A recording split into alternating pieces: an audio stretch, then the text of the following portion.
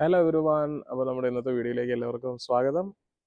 ഞാൻ ഇന്ന് നിങ്ങളുടെ അടുത്ത് പറയാൻ പോകുന്ന ഒരു ടോപ്പിക്ക് എല്ലാവർക്കും ചിലപ്പോൾ കുറച്ച് ഇഷ്ടമുള്ള ഒരു ടോപ്പിക് ആയിരിക്കും കേട്ടോ. ഈ നോട്ടീസ് പീരീഡിനെ പറ്റിയിട്ടാണ്. ഉം. എങ്ങനെയാണ് നോട്ടീസ് പീരീഡ് ബാധിക്കുന്നത്, അല്ലെങ്കിൽ എങ്ങനെയാണ് നോട്ടീസ് പീരീഡ് വളരെ ചുരുക്കി ഇറങ്ങാൻ പറ്റുന്നത്, അല്ലെങ്കിൽ നോട്ടീസ് പീരീഡ് സെർവ് ചെയ്യാണ്ട് ഇറങ്ങാൻ പറ്റുമോ? ഈ വക ക്വസ്റ്റ്യൻസ് ഒക്കെ ആയിരിക്കും ഞാൻ ഇന്ന് പ്രോബബ്ലി അഡ്രസ്സ് ചെയ്യാൻ പോകുന്നത്. അപ്പോൾ ഫസ്റ്റ് ഓഫ് ഓൾ നമുക്ക് നോട്ടീസ് പീരീഡ് എന്താണെന്നറിയാം. നോട്ടീസ് പീരീഡ് എന്തുകൊണ്ട് സെർവ് ചെയ്യാൻ പറയുന്നു എന്നറിയാം. പിന്നെ നോട്ടീസ് പീരീഡ് സെർവ് ചെയ്തില്ലെങ്കിൽ എന്താണ് ഇമ്പാക്റ്റ് എന്നുള്ളത് ഞാൻ പറയാം. ഓക്കെ.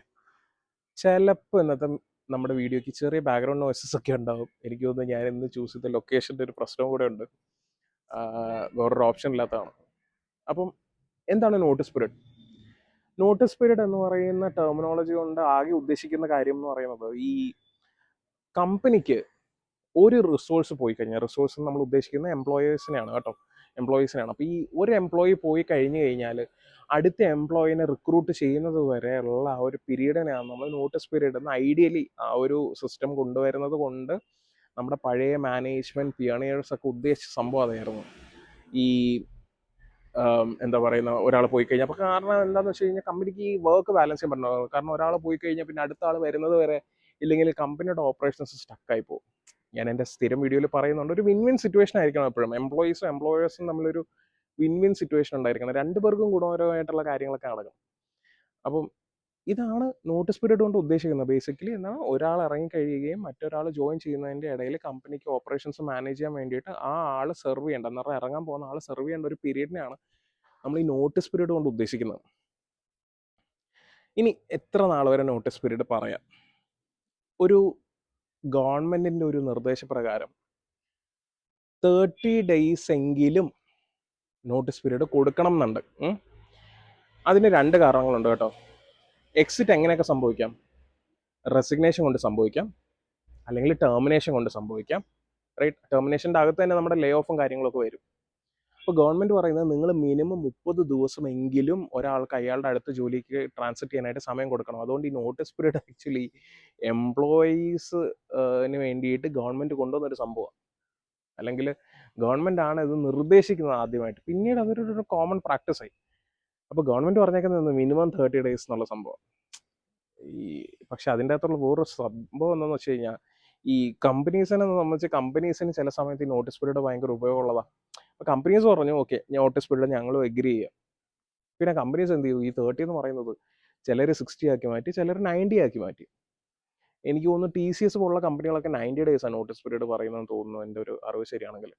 അപ്പം ഇങ്ങനെ പറയുന്ന ഡിഫറെൻറ്റ് ടേംസ് പറയുന്ന ആൾക്കാരുണ്ട്. ഇനി എങ്ങനെ നമുക്ക് നോട്ടീസ് പീരീഡ് കുറയ്ക്കാം? അപ്പം സംഭവം വളരെ സിമ്പിളാണ്. മിനിമം 30 days എങ്കിലും നോട്ടീസ് പീരീഡ് ഒരു ഓർഗനൈസേഷൻ തരണം. അല്ല, ഒരു ഓർഗനൈസേഷൻ നിങ്ങൾ നോട്ടീസ് പീരീഡ് കുറയ്ക്കണമെങ്കിൽ നിങ്ങളുടെ പെർമിഷൻ വേണം. എന്ന് വെച്ച് കഴിഞ്ഞാൽ നിങ്ങളുടെ ലെറ്റർ എന്തെങ്കിലും കൂടെ അവർക്ക് പോയിരിക്കണം, എനിക്ക് ഇത്ര ദിവസത്തിനുള്ളിൽ ഇറങ്ങണം. അതുകൊണ്ടാണ് എല്ലാവരും പറയുന്നത് ഈ നോട്ടീസ് പീരീഡ് കുറച്ച് വയ്ക്കാൻ നേരത്തെ ഒരു റിക്വസ്റ്റ് അങ്ങോട്ട് നിങ്ങൾ അപ്പോഴേ മെയിൽ അയച്ചിട്ടേക്കണം, എനിക്ക് ഇന്ന കാരണം കൊണ്ട് എനിക്ക് ഇത്ര ദിവസത്തിൽ എനിക്ക് ഇറങ്ങേണ്ട ആവശ്യമുണ്ട് എന്നുള്ള സംഭവം നിങ്ങൾ ആദ്യമേ മെയിൽ അയച്ചിട്ടേക്കണം. സോ ദാറ്റ് നിങ്ങളുടെ പെർമിഷൻ ഉണ്ടല്ലോ അവിടെ കമ്പനിക്ക് കുറച്ച് തരാൻ വേണ്ടിയിട്ട്. അല്ലാത്ത പക്ഷം കമ്പനിക്ക് നോട്ടീസ് പീരീഡ് കൂട്ടാനോ കുറയ്ക്കാനോ ഡയറക്റ്റ്ലി ഉള്ള എന്താ പറയുന്ന അധികാരം എന്ന് പറയുന്നത് വളരെ ലിമിറ്റഡ് ആയിട്ടുള്ള കണ്ടീഷൻസിലാണ്. ഇനി നോട്ടീസ് പീരീഡ് കൂട്ടാൻ പറ്റുമോ? 90 days എന്നുള്ളത് 100 days 120 days ആക്കി മാറ്റാൻ പറ്റുമോ? ഈ 90 days എന്നുള്ളത് 100 days 120 days ആയിട്ടൊന്നും കൂട്ടാൻ പറ്റില്ല, അൺലെസ് കമ്പനി വളരെ കൃത്യമായിട്ടുള്ള റീസൺ സ്റ്റേറ്റ് ചെയ്യാതെ. റീസൺ എന്ന് പറയുന്നത്, നിങ്ങൾ നിങ്ങളുടെ നോട്ടീസ് പീരീഡിൽ നിങ്ങളുടെ ഡ്യൂട്ടീസ് കറക്റ്റായിട്ട് ഫുൾഫിൽ ചെയ്യാതെ വരുമ്പോഴോ, നിങ്ങളുടെ ഹാൻഡിങ് ഓവർ പ്രൊസീജിയേഴ്സ് ഉണ്ടല്ലോ, ഈ ഹാൻഡിങ് ഓവറിൻ്റെ അകത്ത് എന്തെങ്കിലും എന്താ പറയുന്നത് ക്വാളിറ്റി ഇഷ്യൂസ് വരിക, അത് കൂടുതൽ സമയം എടുക്കാൻ സാധ്യതയുണ്ടെന്ന് 2 സ്ഥലത്തും പ്രൂവ് ചെയ്യണം. കമ്പനി അത് നിങ്ങളുടെ പ്രൂവ് ചെയ്യണം, ഇന്ന കാരണം കൊണ്ടാണ് ഞങ്ങൾ ചെയ്യണം. നിങ്ങൾ ചുമ്മാ വന്നിട്ട് നിങ്ങളുടെ നോട്ടീസ് പീരീഡ് 90 പറ്റില്ല, പക്ഷേ നിങ്ങളൊരു 20 ദിവസം കൂടെ അഡീഷണൽ സെർവ് ചെയ്യണം എന്ന് ആരെങ്കിലും പറഞ്ഞു കഴിഞ്ഞാൽ നിങ്ങൾക്ക് പറയാം, സഹോദരി അങ്ങനെ ഒരു നിയമമില്ല. എൻ്റെ നോട്ടീസ് പീരീഡ് എന്ന് പറയുന്നത് 90 days ആണ്. അഥവാ ഞാൻ കൂടുതൽ നോട്ടീസ് പീരീഡ് സെർവ് ചെയ്യണം എന്നുണ്ടെങ്കിൽ നിങ്ങൾ എൻ്റെ നോട്ടീസ് പീരീഡ് എക്സ്റ്റെൻഡ് ചെയ്യുന്നതിന് തക്കതായ റീസൺ തന്നാൽ ഞാൻ എക്സ്റ്റെൻഡ് ചെയ്യാം എന്ന് പറയാം. ഓക്കെ, അങ്ങനെ ഒബ്ജക്റ്റ് ചെയ്യുന്നതുകൊണ്ട് യാതൊരു കുഴപ്പമില്ല. അപ്പം നോട്ടീസ് പീരീഡിൻ്റെ എക്സ്റ്റൻഷൻ്റെ കാര്യം മനസ്സിലായല്ലോ. ഈ സിറ്റുവേഷൻ അല്ലാതെ എന്ന് വെച്ചാൽ നിങ്ങൾ നിങ്ങളുടെ ഡ്യൂട്ടീസ് ഫുൾഫിൽ ചെയ്യാൻ ഒരു ലിമിറ്റേഷൻ ഉണ്ടാവാത്ത സാഹചര്യത്തിൽ എന്ന് വെച്ചാൽ നിങ്ങൾ നിങ്ങളുടെ ഡ്യൂട്ടീസൊക്കെ വളരെ കറക്റ്റായിട്ടാണ് നിങ്ങൾ നിർവഹിച്ചിട്ടുണ്ടെങ്കിൽ നിങ്ങൾക്ക് ഉറപ്പായിട്ടും എക്സ്റ്റൻഷൻ തടയാൻ പറ്റും. ഓക്കെ, നോട്ടീസ് പീരീഡ് എക്സ്റ്റൻഷൻ തടയാൻ പറ്റും. ഇനി അഥവാ നിങ്ങൾക്ക് തോന്നുകയാണ് നിങ്ങൾക്ക് ജോലി കിട്ടാനായിട്ട് കുറച്ചും കൂടെ സമയം വേണം എന്നുണ്ടെങ്കിൽ നിങ്ങൾക്ക് നോട്ടീസ് പീരീഡ് എക്സ്റ്റൻഷൻ കമ്പനിക്ക് റിക്വസ്റ്റ് ചെയ്യാം. നോട്ടീസ് പീരീഡ് എക്സ്റ്റൻഷൻ കംപ്ലീറ്റ്ലി കമ്പനിയുടെ അധികാരത്തിൽ വരുന്ന കാര്യം. കമ്പനിക്ക് വേണമെങ്കിൽ മാത്രം തന്നാൽ മതി, അത് തരണമെന്ന് യാതൊരു നിർബന്ധവും ഇല്ല. ഓക്കെ, ഇനി അടുത്ത കാര്യം, നിങ്ങളിതുവരെ വെയിറ്റ് ചെയ്തുകൊണ്ടിരുന്ന മെയിൻ ടോപ്പിക്, എനിക്ക് നോട്ടീസ് പീരീഡ് സെർവ് ചെയ്യാണ്ട് എക്സിറ്റ് ചെയ്യാൻ പറ്റുമോ? നോട്ടീസ് പീരീഡ് സെർവ് ചെയ്യാണ്ട് എക്സിറ്റ് ചെയ്യാൻ പറ്റുമോ എന്ന് ചോദിച്ചു കഴിഞ്ഞാൽ പറ്റുകയൊക്കെ ചെയ്യും. ഇപ്പം അതിന് നിങ്ങളെ ആരും എന്താ പറയുന്നത് പിടിച്ച് കെട്ടിവെക്കാനൊന്നും പറ്റത്തില്ല എന്ന് പറയത്തില്ലേ, അതുപോലത്തെ ഒരു സംഭവമാണ്. നിങ്ങൾ പറയുകയാണെങ്കിൽ എനിക്ക് ഇത്ര സെർവ് ചെയ്യാൻ പറ്റില്ല, ഞാൻ ഇറങ്ങും എന്ന് പറഞ്ഞാൽ ഇറങ്ങും. പക്ഷേ അതിന് വേറൊരു പേരിട്ട് വിളിക്കും, അബ്സ്കോണ്ടിങ് എന്ന് വിളിക്കും. ഓക്കെ, അബ്സ്കോണ്ടിങ് എന്ന് വെച്ച് കഴിഞ്ഞാൽ പറയുന്ന notice period proper tenure complete ചെയ്യാതെ എക്സിറ്റ് ചെയ്യുന്നതിനാണ് നമ്മൾ അബ്സ്കോണ്ടിങ് എന്ന് പറയുന്നത്, without permission of the company. മനസ്സിലായോ? കമ്പനിയുടെ പെർമിഷൻ ഇല്ലാണ്ട് പെട്ടെന്നൊരു സുപ്രഭാതത്തിൽ നിങ്ങൾ ലാപ്ടോപ്പ് കൊണ്ടുവന്ന് നിങ്ങളുടെ കമ്പനിയിൽ ഏൽപ്പിച്ചിട്ട് ഞാൻ ഇറങ്ങാമെന്ന് പറഞ്ഞ് പോയി കഴിഞ്ഞാൽ ഞാൻ അബ്സ്കോണ്ടിങ് ആയിട്ട് കണക്കാക്കാം. അബ്സ്കോണ്ടിങ് ആയിട്ട് കണക്കാക്കി കഴിഞ്ഞാൽ പണ്ട് ഈ സെൻട്രലൈസ്ഡ് പോർട്ടൽസിലൊക്കെ ഇത് റിപ്പോർട്ട് ചെയ്യാനുള്ള പ്രൊവിഷനൊക്കെ ഉണ്ടായിരുന്നു. ഈ അങ്ങനെ എങ്ങനെ എക്സിറ്റ് ചെയ്ത് കഴിഞ്ഞാൽ പല സ്ഥലത്തും വന്ന് റിപ്പോർട്ട് ചെയ്യും, പിന്നെ റിപ്പോർട്ട് ചെയ്യാനുള്ള സിറ്റുവേഷനൊക്കെ ഉണ്ട്.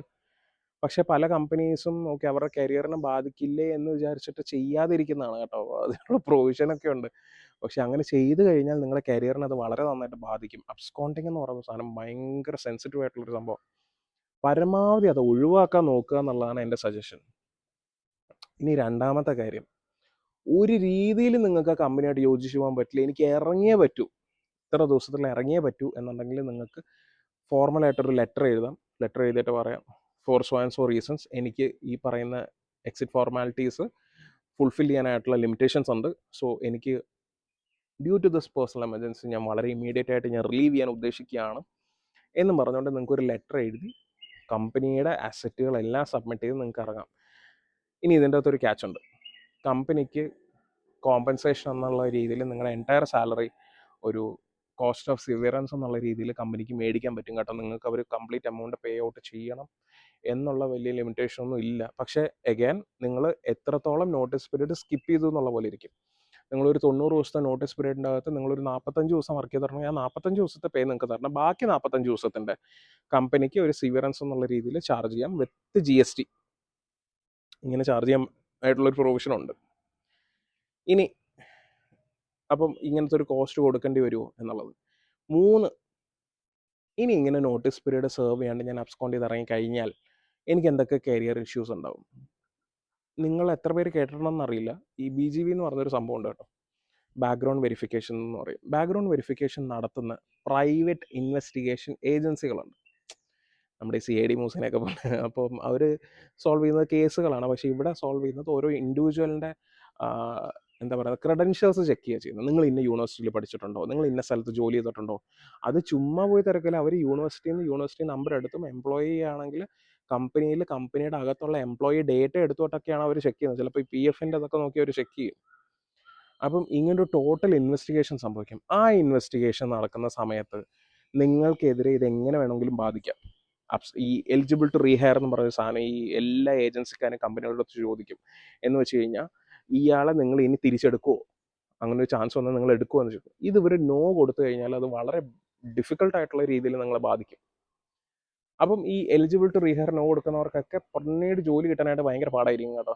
അപ്പം ഈ ബാക്ക്ഗ്രൗണ്ട് വെരിഫിക്കേഷൻ എന്ന് പറയുന്നൊരു സംഭവമുണ്ട്. അപ്പോൾ ആ ബാക്ക്ഗ്രൗണ്ട് വെരിഫിക്കേഷൻ അവിടെ നിലനിൽക്കെ അത് നിങ്ങളെ നെഗറ്റീവായിട്ട് ഇമ്പാക്ട് ചെയ്ത് കഴിഞ്ഞാൽ അടുത്ത ജോലിനെ ബാധിക്കും. ഇനി അഥവാ ഞാൻ പറഞ്ഞല്ലോ നിങ്ങൾ നോട്ടീസ് പീരീഡ് സെർവ് ചെയ്യാതെ നിങ്ങൾക്ക് അവിടെ നിന്ന് ഇറങ്ങാം, പക്ഷേ നിങ്ങൾക്ക് അടുത്ത ഇതിൽ ബാധിക്കാതിരിക്കണം എന്നുണ്ടെങ്കിൽ നിങ്ങൾ ചിലപ്പോൾ ആ കമ്പനീനെ കാണിക്കാതിരുന്നാലൊക്കെ ചിലപ്പോൾ നിങ്ങൾക്ക് ഇത് ചെയ്യാൻ പറ്റുമായിരിക്കും. പക്ഷേ അഗൈൻ ഞാൻ പറയുന്നത് അത് ഒട്ടും റെക്കമെൻഡഡ് ആയിട്ടുള്ളൊരു മെത്തേഡല്ല. നിങ്ങൾ കാണിക്കാതിരുന്നാൽ നിങ്ങൾ അത്രയും നാൾ വർക്ക് ചെയ്തതിൻ്റെ നിങ്ങളുടെ ഒരു ട്രാക്ക് റെക്കോർഡ് പോകും. രണ്ടാമത്തെ കാര്യം, അത് കാണിക്കാതെ ഇരുന്നിട്ട് വേറെ ഏതെങ്കിലും ഒരു ഡേറ്റയിൽ, ഫോർ എക്സാമ്പിൾ ഈ ഇൻവെസ്റ്റിഗേഷൻ്റെ സമയത്ത് PF റെക്കോർഡ്സിലോ അല്ല ആ കമ്പനിയുടെ ഡേറ്റയൊക്കെ അതിൻ്റെ അകത്ത് ഫെച്ച് ചെയ്ത് കഴിഞ്ഞാൽ വളരെ ബുദ്ധിമുട്ടായിരിക്കും. അപ്പം എനിക്ക് പറയാനുള്ളത്രേ ഉള്ളൂ, നോട്ടീസ് പീരീഡ് സെർവ് ചെയ്യാൻ തന്നെ ശ്രമിക്കുക. സെർവ് ചെയ്യാൻ പറ്റാത്ത സാഹചര്യങ്ങളിൽ റിക്വസ്റ്റ് ചെയ്യുക. കമ്പനിയും എംപ്ലോയിയും ഒരു റെസ്പെക്ട്ഫുൾ ടേംസിൽ ആ കമ്പനിയിൽ നിന്ന് എക്സിറ്റ് ചെയ്ത് പോവുക. ഓക്കെ, അങ്ങനെ ചെയ്യുന്നതാണ് എല്ലാ കാലത്തും നല്ലത്. നമ്മൾ ഈ ഒരു എത്തിക്സ് എന്നൊക്കെ പറയത്തില്ല, ഒരു എംപ്ലോയി എത്തിക്സ് അല്ലെങ്കിൽ എംപ്ലോയർ എത്തിക്സ്, ഇത് രണ്ടുപേരും ഫോളോ ചെയ്യേണ്ട കാര്യമാണ്. കമ്പനിയും എംപ്ലോയറുടെ അടുത്ത് എത്തിക്കലായിട്ട് ബിഹേവ് ചെയ്യണം, എംപ്ലോയിയും കമ്പനിയുടെ അടുത്ത് എത്തിക്കലായിട്ട് ബിഹേവ് ചെയ്യണം. അപ്പം അങ്ങനത്തെ ഒരു സിറ്റുവേഷനിൽ തന്നെ നമുക്ക് എല്ലാവർക്കും എക്സിറ്റ് ചെയ്യാൻ പറ്റട്ടെ. അപ്പോൾ ഇന്നത്തെ വീഡിയോ നിങ്ങൾക്ക് എന്തായാലും ഹെൽപ്ഫുൾ ആയെന്ന് ഞാൻ വിചാരിക്കുന്നു. അപ്പം അടുത്ത വീഡിയോയിലേക്ക് കാണുന്നവരേക്കും ബൈ.